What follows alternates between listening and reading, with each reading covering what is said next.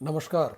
मैं राहुल गौड़ अशोक पांडे जी द्वारा रचित लपू झन्ना का 7वां अंक लेकर हाजिर हूं।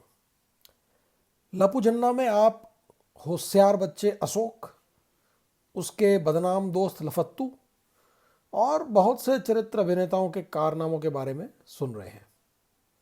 पिछले अंक में आपने अशोक की बनाई गुलाबी चिड़िया नामक कलाकृति का आनंद लिया। लीजिए 7वां अंक, बच्चों की चड्डी और होशियार सुतरा, सुनिए। गुलाबी रंग का तोता बनाते बनाते हमें करीब 2 महीने बीते। पहले छमाही इम्तिहान की अफवाह हवा में थी।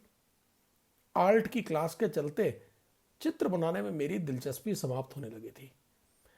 प्राइमरी स्कूल के ज़माने में मेरी ड्राइंग अच्छी समझी जाती थी और मुझे शिवाजी और महाराणा प्रताप के चित्र बनाने में महारत हासिल थी। लेकिन तिवारी मास्टर साहब की आर्ट के चक्कर में मेरी अपनी आर्ट की ऐसी की तैसी हो चुकी थी। आर्ट के अलावा मुझे जिन 2 विषयों से ऊब सी होने लगी थी वे थे वाणिज्य और सिलाई कढ़ाई। वाणिज्य तो तब भी ठीक था, पर सिलाई की क्लास का खास मतलब मेरी समझ में नहीं आता था। ऊपर से यह विषय पूरे 3 साल तक खींचे जाने थे। सिलाई की क्लास भूपेश श्रीवास्तव मास्टर साहब लेते थे। श्रीवास्तव मास्टर साहब देखने में किसी भी एंगल से दर्जी नजर नहीं आते थे। सिलाई की पहली क्लास के बाद जब मैं आवश्यक चीज़ों की लिस्ट लेकर घर पहुंचा तो जाहिर है मेरे नए स्कूल और वहां पढ़ाए जाने वाले विषयों को लेकर तमाम तरह के मजाक किए गए। मुझे अच्छा नहीं लगा, पर मजबूरी थी। प्लास्टिक का अंगुस्ताना, धागे की रील, कैंची इत्यादि लेकर रोज स्कूल जाने की जलालत वही समझ सकता है जिसे साइंस की क्लास में 15 दिन तक कछुआ देखना पड़े या 2 माह तक गुलाबी तोता बनाना पड़े। भूपेश श्रीवास्तव मास्टर साहब ने शुरू में हमें एक सफेद कपड़े पर सुई धागे की मदद से कई कारनामे करने सिखाए। इन कारनामों में मुझे धीरे धीरे तुरपाई के काम में मजा आने लगा था। बहनों के लतीफों के बावजूद मुझे अपनी पुरानी पतलूनों और घुटनों की मोहरियों की तुरपाई उखाड़ना और नए सिरे से उसे करना अच्छा लगता था। 1 आध माह तक हमें फंदों की बारीकियां सिखाई गई।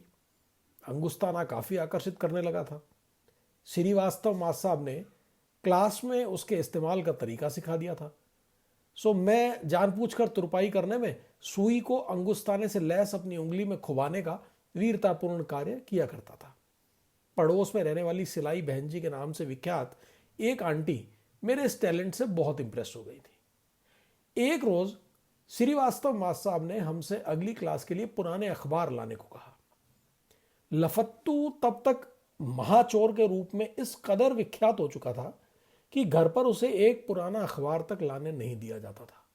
जब वह एक बार ड्रेस पहनकर रेडी हो जाता तो उसके पिताजी उसे दोबारा पूरी तरह नंगा करते और बस्ता खाली करवाकर बाकायदा उसकी तलाशी लेते थे। उसके लिए भी अखबार मैं ही ले गया। सिलाई की पहली क्लास में हमें बच्चों की चड्डी बनाना सिखाया गया। पहले अखबार पर नीली चौक से बच्चों की चड्डी की नाप बनानी होती थी। मास्टर साहब जोर जोर से बोलते हुए हमें माप लिखाया करते थे। 1 से 2 पूरी लंबाई 30 सेंटीमीटर, 2 से 3 मुड्डे की लंबाई 10 सेंटीमीटर इत्यादि। उसके बाद बनी हुई चड्डी को काटना होता था और अखबार पर ही सुई से लंबे टांके मारकर इस कारनामे को अंजाम दिया जाता था। बच्चों की चड्डी भी हमने करीब महीने भर बनाई। खैर, छमाही इम्तिहान घोषित कर दिए गए थे और पहला पर्चा भिगोल का था। तिवारी मास्टर साहब ने इम्तिहान से पहले 5 सवाल लिखा दिए और जेई पूछे जाएंगे परीक्षा में सूत्रों कहकर हमें उनके जवाबों का घोटा लगाने का आदेश दे दिया। घोटा अच्छे से लगाया जाना था, क्योंकि फेल होने की सूरत में हम सबको गंगाराम की मदद से हेलीकॉप्टर बनाए जाने की धमकी भी मिल गई थी। बाद में जब इम्तिहान निबट चुके थे और हम दिसंबर की एक सुबह बाहर धूप में लगी भिगोल की कक्षा पढ़ रहे थे, अचानक लाल सिंह कहीं से हमारी इम्तिहान की कापियां बगल में थामे तिवारी मास्टर साहब के नजदीक पहुंचा। जिन सूत्रों के नंबर 8 से कम हुए वो सारे क्लास छोड़कर धाम को निकल जा, और जिनके 4 से कम हुए वो अपने चूतड़ों की मालिश कर लें। गंगाराम को बाहर निकालते हुए तिवारी मास्टर साहब ने धमकाया। कुल 20 नंबर का पर्चा था और ज्यादातर लड़कों के 8 या 12 नंबर थे। लफत्तू तक 8 नंबर ले आया था। जय अशोक पांडे कौन हैगा बे? मुझे तुरंत लगा कि मैं फेल हो गया हूं और मुझे घर की याद आने लगी और मैं आसन्न पिटाई के भय में रोने रोने को हो गया। कांपता हुआ मैं खड़ा हुआ तो मुझे अच्छी तरह देखकर मास्टर साहब बोले, क्या हुआ सुतरे, नकल की थी तैने? मुझे काटो तो खून नहीं। इससे पहले कि मैं रोने लगता, लफत्तू ने मित्र धर्म का निर्वाह किया और अपनी जगह पर खड़ा हो गया। क्या है वह चोट्टे? तिवारी मास्टर साहब भी लफत्तू की ख्याति से अनजान नहीं थे। माता मेले पलोस में रहता हैगा अशोक और बहुत होशियार है। होशियार है तो बैठ जा, 20 में से 20 लाया है सुतरा। तिवारी मास्टर साहब और मेरे बीच हुआ यह पहला और अंतिम वार्तालाप था। छमाही इम्तिहान पूरे होते न होते खेल मैदान और बस अड्डे से लगा सारा इलाका निमाइश और उरस के लिए तैयार होना शुरू कर देता था। निमाइश में बिजली का झूला लगता था, बुढ़िया के बाल खाने को मिलते थे, जलेबी समोसे और अन्य लोकप्रिय व्यंजनों के असंख्य स्टॉल लगते थे। रामनगर की जगत विख्यात सिंघाड़े की कचरी और बाबा जी की टिक्की बौने के बम पकोड़े के स्टॉल से टक्कर लिया करते थे। खेल मैदान में बच्चों की भीड़ रहा करती। बस अड्डे से लगा इलाका वयस्कों के लिए टाइप बन जाया करता था। इस वयस्क इलाके में नौटंकी चला करती थी और अजीब अजीब गाने बजा करते थे। ये गाने किसी भी फिल्मी गाने जैसे नहीं होते थे, न ही इनकी धुनें रामलीला के गीतात्मक वार्तालापों से मिला करती। अलबत्ता ये गाने बेहद कैची होते थे और पहले ही दिन इनमें से एक मेरी जुबान पर चढ़ गया। मैं हूं नागिन, तू है सपेरा, सपेरा बजाए बीन, लौंडा पटवारी का बड़ा नमकीन वाला गीत मैं एक बार घर में गुनगुनाने की जुर्रत कर बैठा तो बढ़िया करके धुनाई हुई।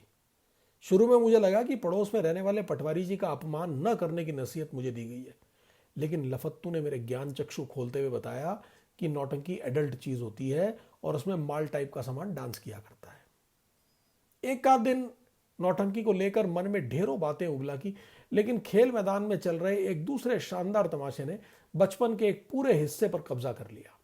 एक साहब गोल गोल घेरे में 7 दिन तक लगातार साइकिल चलाया करते थे। दिन के वक्त कभी कभी साइकिल पर कई तरह के करतब दिखाए जाते थे और वे अपने एक असिस्टेंट की मदद से दोपहर किसी वाजिब मौके पर साइकिल में बैठे बैठे जंग का तसले में भरे पानी से नहाते और बाकायदे कपड़े भी बदला करते। इन साहब के पास बस एक ही रिकॉर्ड था। जंगली फिल्म का यह रिकॉर्ड लगातार लगातार बजता रहता था और मैं उसके चलते अय्या सुकु सुकु मेरे सर्वप्रिय गीतों में से एक बन गया था।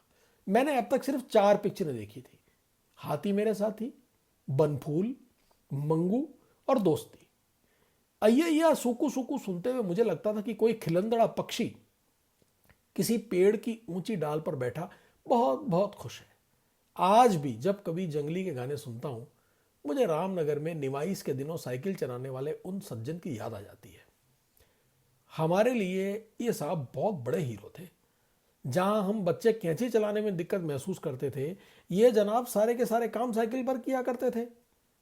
लफत्तू के ख्याल से एक काम साइकिल पर बैठकर कभी नहीं किया जा सकता था। तत्ती कहते कल पागा कोई छाकिल में बेते। लीजिए, 7वां अंक यहां समाप्त। मैं आशा करता हूं कि आप और आपका परिवार स्वस्थ होंगे।